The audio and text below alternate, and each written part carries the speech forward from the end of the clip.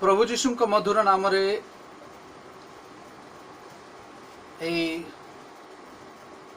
कार्यक्रम को आपण मान को मु स्वागत करे आ समस्त को मोर प्रेम नमस्कार। आसंतु आजिर ए बाइबल अध्ययन कार्यक्रम को आमे माने आरंभ करिबा। आजिर ध्यान निमंते आमे माने परमेश्वर को वाक्य रु पाठ करिबा माथ्यू तार चतुर्थ अध्याय तार 4 पद मु आपण मान निमंते पाठ करुछि।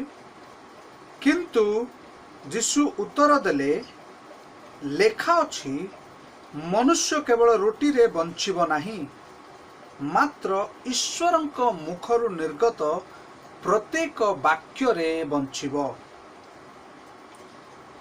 प्रिय बंधुगण, आमे माने भल रूपे जानू ए विषयटी केमती तार ए पदटी केउठारु आसीछि।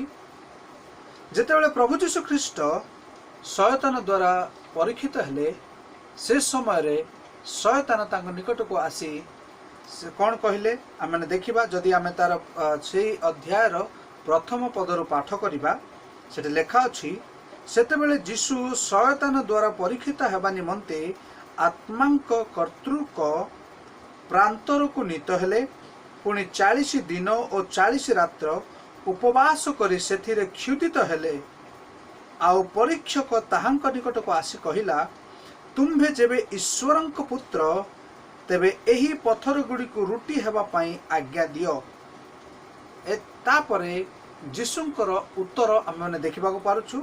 किंतु यीशु उत्तर देले, लेखा अछि मनुष्य केवल रुटी रे बंचिब नाही, मात्र ईश्वरंक मुखरु निर्गत प्रत्येक वाक्य रे बंचिब। प्रिय बंधुगण, आमे ए अंशटी को जदि आमे माने देखिबा अन्य अध्याय रे, जहा कि लूक पुस्तक तार चतुर्थ अध्याय रो 4 पद रे लेखा अछि, पुणी व्यवस्था विवरण तार द्वितीय विवरण तार 8 अध्याय 3 पद रे।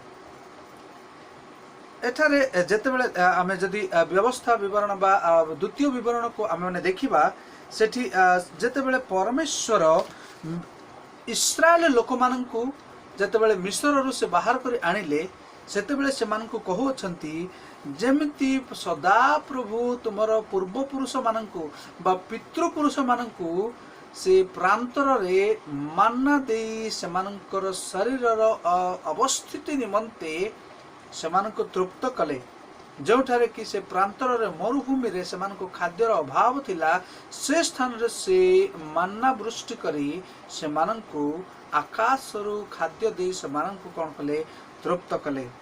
किंतु परमेश्वर कहंती जे से मनुष्य माने बा से मनुष्य केवल से रोटी रे बंचिब नाही, किंतु परमेश्वरंक मुखरु निर्गत प्रत्येक वाक्य रे से बंचिब।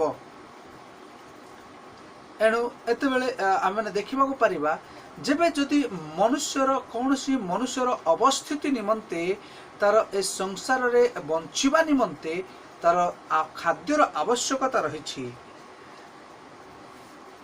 एणु सदा प्रभु परमेश्वर जेतेबेले से मनुष्य को सृष्टि कले, सेतेबेले आमे देखिबा तार आदि पुस्तक तार प्रथम अध्याय 29 पद आपण मानक निमंते मु पाठ करूची। आदि पुस्तक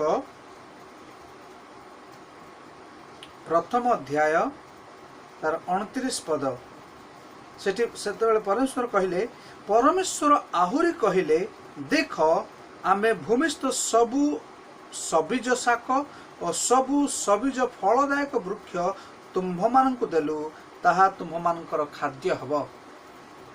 परमेश्वर कहिले मनुष्य मानक सृष्टि कला परे जे सेमानकर बंचिबा निमंते से कहि अछंती जे भूमिस्थ सबु सबीज शाक और सबु सबीज फलदायक वृक्ष तुम मानकर खाद्य निमंते देलु।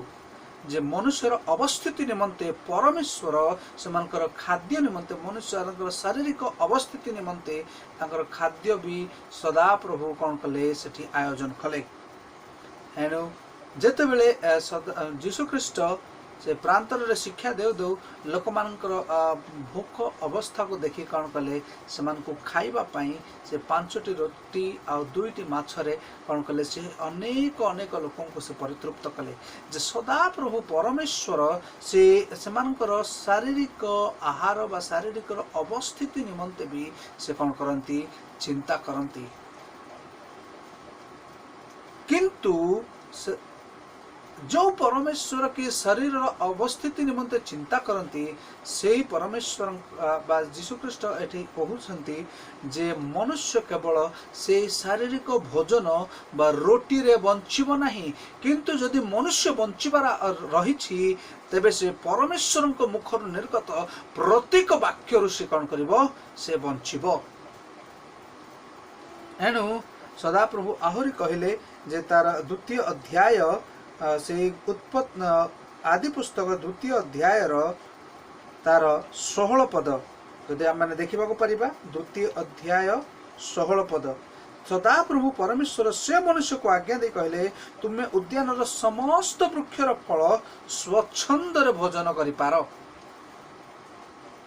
देखंतु प्रिय बंधुगण से परमेश्वर मनुष्य को तार बंचिबा निमंते शारीरिक भोजन आयोजन करियसंती किंतु जेते बेले आमे देखिबा एठी जे से शरीर अवस्थिति निमंते ही नुह किंतु जीशु ख्रीष्ट जेते बेले ए विषय कहंती जे से केवल मनुष्य रोटी रे बंचिबो नाही परमेश्वर को मुखर निर्गत प्रत्येक वाक्य बंचिबो सेते बेले जीशु ख्रीष्ट तांकर से मनुष्य जो अंत जे ताको भितरे थिबा मनुष्य बाह्य मनुष्य नुह जहा देखा जाउची ताहा नुह किंतु ताको भितरे से मनुष्य भितरे आउ एक अंत मनुष्य रहिछि जे कि देखा जाउने अदृश्य मनुष्य ता विषय रे यीशु ख्रीष्ट कहउछन्ति जे से मनुष्य से अदृश्य मनुष्यत्व जदि बंचिबार अछि तेबे ताहा केवल परमेश्वरक मुखर निर्गत वाक्य ही बंचिबो। एणु सेठारे से कहती जे जेते बेले सदा प्रभु से उद्यान रे से मनुष्य को सृष्टि कर रखिबा परे कहले 17 पद तार द्वितीय अध्याय 17 पद रे मात्र सत सत ज्ञानदायक वृक्षर फल भोजन करिब नाही जेहेतु जेउ दिन ताहा खाइब सेई दिन नितांत मरिब। तार 16 पदरे सदाप्रभु कहते तुम समस्त वृक्षर फल तुम्हें खाई पार तुम बंचिबा निमंते किंतु जदि तुम्हें सही फल खाइब जहा कि सत सत ज्ञानदायक वृक्षर फल तुम्हें खाइब जो दिन ताहा तुम्हें खाइब सही दिन तुम्हें कौन हेब मृत्युवरण करिब। आमे देखिबा जदि से माने जेते बेले से माने से पाप कले बा से वृक्षर फल खाइले कौन से माने निश्चित मरीगले हाँ जदिओ शारीरिक रूप नुहे किंतु सेमानकर आत्मांकर मृत्यु से दिन घटी आ से मृत्यु विषय से आत्मांकर से अदृश्य मनुष्य जहा कि से बाह्य शरीर भितर परमेश्वर रखी से मनुष्य विषय ही यीशु ख्रीष्ट कहते जे से मनुष्य जदि बंचिबार रही तेबे से परमेश्वरंकर प्रत्येक वाक्य जहा कि तांको मुखर निर्गत हुए से वाक्य से कौन करिवो बंचिबो। आसंतु आम देखा जमती आम मैंने देखा पारू जे एक शारीरिक मनुष्य अवस्थिति निमंते जो शारीरिक भोजन आवश्यकता रही से आत्मिक मनुष्य बा अदृश्य मनुष्य जहा कि से शारीरिक बा दृश्य मनुष्य भितर रही से मनुष्यर बंचिबा निमंते आत्मिक आहार रही जहा कि परमेश्वरंकर मुखर निर्गत प्रत्येक वाक्य। एणु आसतु आम मैंने देखा जे से वाक्य कौन से वाक्य होची आसतु आम देखा सर्वप्रथम से आदि पुस्तक द्वितीय अध्याय तार 7 पद आदि पुस्तक द्वितीय अध्याय तार 7 पद एथि उत्तर सदा प्रभु परमेश्वर भूमिर धूली द्वारा मनुष्य को निर्माण करी ताहार नासिका रंध्र रे फुंक दे प्राणवायु प्रवेश कराइले तहिरे मनुष्य जीवित प्राणी हेला। मो सहित पुनर्बार खोलंतु द्वितीय तिमोथी तार 3 पर्वर 16 पद। एठी लेखा अछि समस्त शास्त्र ईश्वर प्रेरणा रे लिखित एवं शिक्षा अनुजोग संशोधन और धार्मिकता संबंधी शासन निमंते उपकारी। एठी लेखा अछि समस्त शास्त्र ताहा कौन अछि ईश्वर प्रेरणा रे अन्य एक तार भाषा ए प्रकार लेखा अनुवाद कहे जे ताहा ईश्वर निश्वास बा से श्वास जहाँ आम मैंने देखा पार्लु प्रथमे आदि पुस्तक लेखा अच्छी जे मनुष्य को बंचिबा पाई जिते बेले आम देखू जे मनुष्य को से माटीर पुतला कौन बन से कौन कर माटीरू मनुष्य को निर्माण करी तार नासिका रंध्र रे से कौन श्वास वायु से परमेश्वर कौन कर फुंकी ताको जीवित प्राणी कले से ही श्वास वायु से ही श्वास ही आज एठी तार द्वितीय तिमोथी आम देखा पार्चु से ही श्वास जहाँ समस्त शास्त्र कौन पाई लेखा अच्छी जे शिक्षा अनुजोग संशोधन और धार्मिकता संबंधी शासन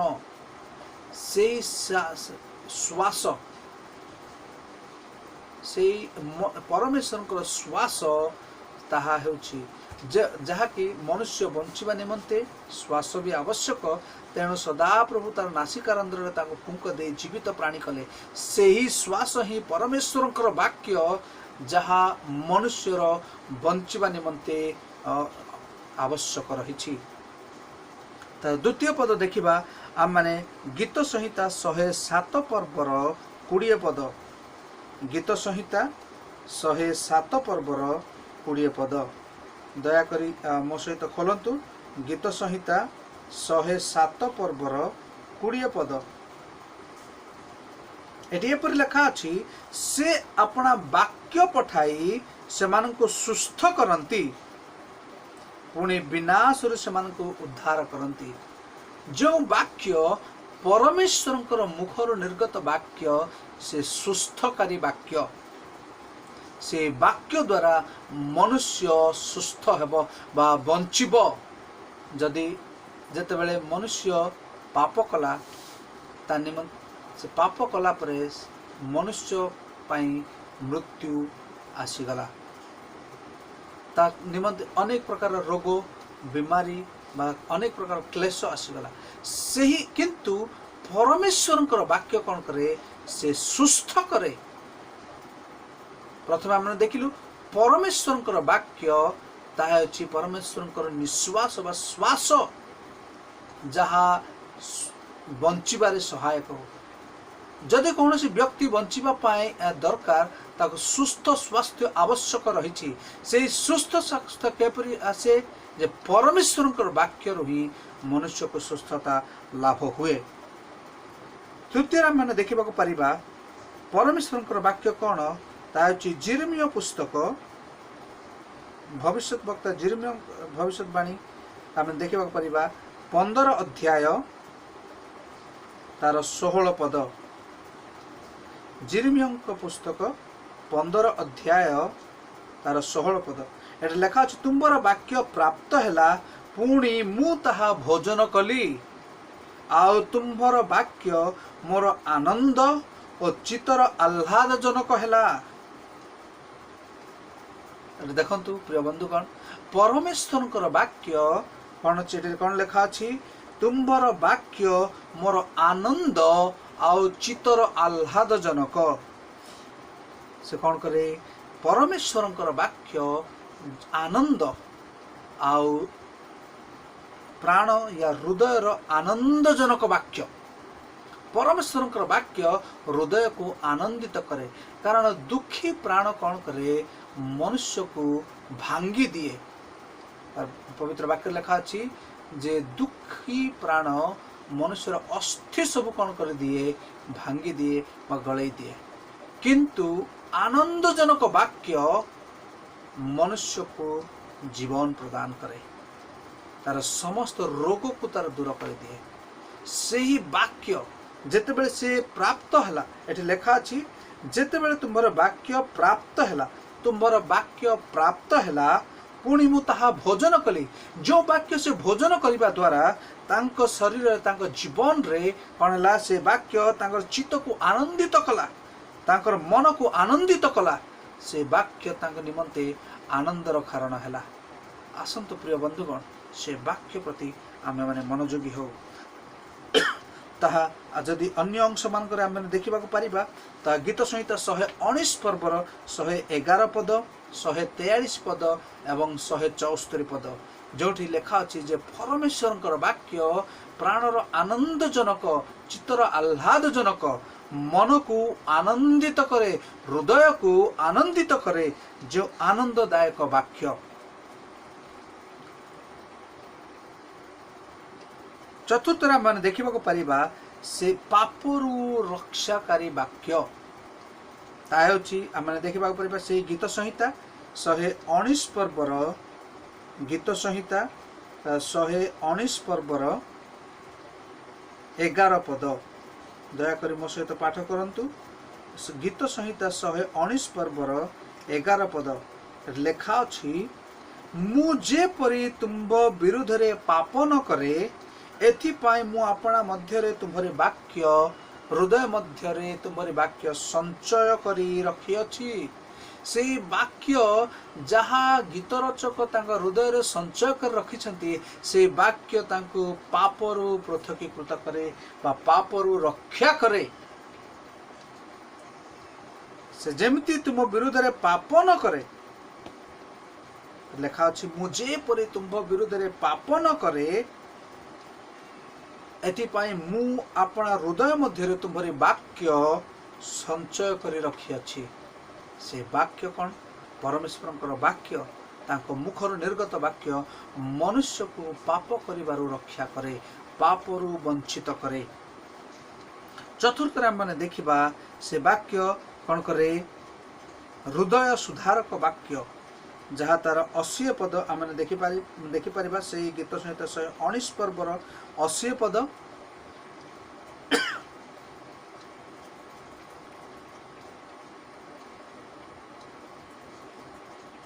एठी लेखा अछि, मु जेपरि लज्जित न हेबी,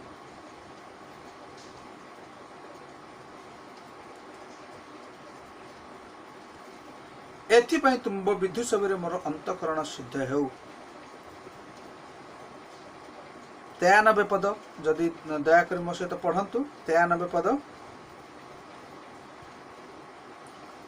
से सचेतकारी वाक्य, से सचेतना दियंती। एठी कौन लेखा अछि?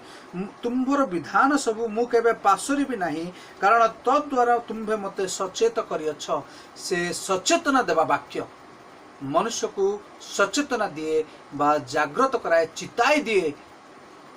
परमेश्वर वाक्य चिताई दिए जे आग को जो विनाश रही, से विनाश रु जेमती से बंचिब, से सम्मुख रे जो विनाश रही, जो अमंगल घटिबा को जाउछि, से वाक्य द्वारा से कौन करती? से सचेत कर दियंती। तार 107 पद भी जदि आम देखा से ही गीत संहिता तार 119 पर्वर 107 पद, सेठी भी से प्रकार लेखा अछि। दयाकरी पढ़ंतु। मु अत्यंत दुखित अच्छी, हे सदा प्रभु तुम्भ वाक्य अनुसार मते सचेत कर बा मते पुनर्जीवित कर, मते फिर से quicken my spirit, revive my spirit. परमेश्वर वाक्य द्वारा से कौन करती? सज्जीवित करती बा संजीवित करती। से सचेतना मूलक वाक्य दे से कौन करती? पुनर्बार पुनर्जीवित कराती। मरी जाइथिबा प्राण को से कौन करती? से वाक्य पठाई कौन करती? से वाक्य दे से कौन करती? पुनर्जीवित करती। एणु आसंतु आप माने से वाक्य देखिबा अन्य एक अंश रे, जहा कि आम सबुठारु आमनकर बहुत परिचित अंश, ताउची जोहन लिखित सुसमाचार तार प्रथम पर्वर प्रथम पद। सेठी लेखा अछि से वाक्य कौन आम मैंने देखा आद्यरे वाक्य थिले वाक्य ईश्वर संगरे थिले सही वाक्य ईश्वर थिले से आद्यरे ईश्वर सहित थिले आम मैंने देखा पारू जे सही वाक्य जहाँ परमेश्वर मुखर निर्गत हुए से वाक्य निजे ईश्वर आ जो माने से ईश्वर को धारण करती ईश्वर को ग्रहण करती से माने कौन करेंगे बंचिबे से ईश्वर को ग्रहण करने द्वारा से वाक्य को ग्रहण करने द्वारा से वाक्य को हृदय संचित करने द्वारा से माने कौन करेंगे से माने कौन हेबे बंचिबे से माने मृत हेबे नाही बा मरिबे नाही कारण तार जदि माने से वाक्य द्वारा से कौन करती समस्त किछि सृष्टि हेछि समस्त विषय को से वाक्य द्वारा सृष्टि करिसंती आ चतुर्थ पद लेखा अछि तार चारि पद ताहांक ठारे जीवन थिला और सेही जीवन मनुष्य मानकर ज्योति देखंतु से वाक्य रे जीवन रहिछि जीवनदायक वाक्य देहवंत सदाकाल जीवित वाक्य जहा कि आद्यरे थिला परमेश्वर संगरे थिला वर्तमान भी आम सम्मुखें आम संगरे से वाक्य अच्छी यदि आम से तार 14 पद को देखा तार 14 पद लेखा अच्छी जे आउ सेही वाक्य जो वाक्य कि से परमेश्वर संगरे थिले से निजे परमेश्वर थिले ईश्वर थिले सेही वाक्य कौन हेले आम मध्य से वाक्य देहवंत हेले पुणी अनुग्रह सत्यर परिपूर्ण ही आम मध्य बास कले आउ पितांक ठारो आगत अद्वितीय पुत्रंक महिमा सदृश आम्भे माने ताहांक महिमा देखिलु सेही वाक्य आम मध्य बसवास कले आज से वाक्य आम को से कहती जे मु तुम भीतर को आसवाई चाहे प्रकाशित वाक्य तार 3 पर्व 20 पद कहे जे मो द्वार रे ठिया होई द्वार रे आघात करूअछि जेबे केही मोहर स्वर शुणी मन मते द्वार खोलिब मो तांक भीतर प्रवेश करबी ता संगरे रहिबी जौन 15 पर्व तार सेट लिखा अछि तुमे मो संगरे रहो आ मु तुम संगरे रहिबी जेबे द्राक्षालता संगरे जेबे से तार तार डाल सबु से तार संस्पर्श न आसे से फल फलिब नहीं कि कौन हो मरीज सुखीजीव जब से संस्पर्श आसब से वाक्य जब भीतर से बंचब आ फलप्रद हेब एणु आसतु प्रिय बंधुगण अन्य एक अंश को देखा ताहा जीशुख्रीष्ट कहले जोहन तार 6 पर्व 48 पदरे जे मु जीवंत रोटी दयाकरी पढ़ंतु मो संगरे जोहन तार 6 पर्व 48 पद जोहन 6 पर्व तार 48 पद से लिखा अछि मु जीवनदायक आहार जो आहार द्वारा मनुष्य बंचिब सही आहार मु एणु जीशुख्रीष्ट कहले जे मनुष्य केवल रोटी रे बंचिब नाही किंतु जे मते भोजन करे जे मते पान करे जेतेबेले जीशुख्रीष्ट तांकर शेष भोजरे से कहले जे जेबे तुमे एहा पान करिवो मो शरीर को जे के मोर शरीर को भोजन करे मोर मांस को खाए मोर रक्त को से पिए से कौन हेब से बंचिब तांको संगर मोर सहित कौन अच्छी संपर्क अच्छी जब से जो एथिरे कौन अच्छी से एथिरो न खाए से ता साथ कौन मोर संपर्क नहीं जब आम संपर्क सदा प्रभु ख्रीष्ट जीशु रही आम निहाती बंचिबा बा निश्चय बंचिबा एणु आसतु आम माने से जेतेबेले जेमती जेरेमिया भविष्यवक्ता कहती जेतेबेले तुमर वाक्य मते प्राप्त हैला मु ताहा खाइली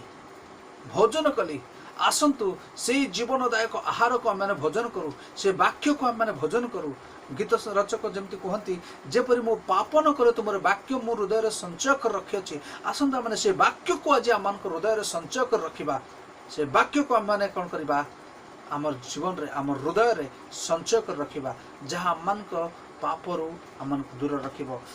शेष पद आम दयाकोरी पढ़िबा एब्रिय तार 4 पर्वर 12 पद जहाँ आम समस्त जहाँ एक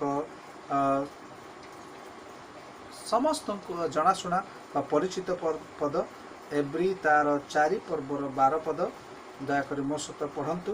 कारण ईश्वरंक वाक्य जीवंत और कार्य साधक पुणी द्विधार खड़ग ठारू तीक्ष्णतर आउ प्राण और आत्मा ग्रंथि और मज्जार विच्छेद पर्यंत परिभेदक एवं हृदयर चिंता और भावर सूक्ष्म विचारक अटे।